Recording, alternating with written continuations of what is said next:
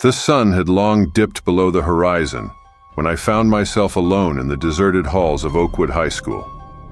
I had stayed late to finish a project, but now, as the shadows lengthened and the building creaked with age, I couldn't shake the feeling of being watched.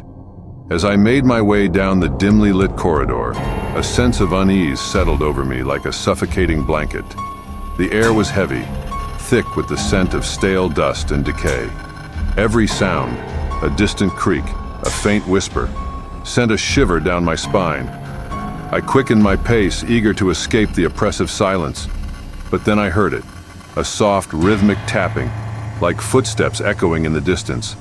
I froze, my heart pounding in my chest, as the sound drew nearer and nearer. With trembling hands, I reached for my phone, casting a feeble beam of light into the darkness. And that's when I saw her, a figure cloaked in shadows, her eyes gleaming with malevolence as she stepped into the light. She was dressed in a tattered school uniform, her face twisted into a grotesque mockery of a smile. As she drew closer, I could see that her skin was pallid, her hair matted and unkempt, and in her hand she clutched a rusted pair of scissors, their blades glinting in the dim light.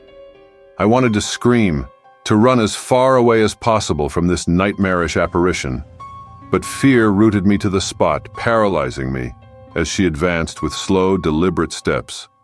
With a sudden burst of courage, I turned and fled, the sound of my footsteps echoing through the empty halls. But no matter how fast I ran, she was always behind me, her laughter echoing in my ears like a sinister symphony. I stumbled out into the night air, gasping for breath as I collapsed onto the cold pavement. And as I lay there, shaking with fear and exhaustion, I knew that I would never be able to forget the horrors I had witnessed within the walls of Oakland High School. For in that moment, I realized that some nightmares are all too real, and that the darkness that lurks within the shadows is always waiting just beyond the reach of the light.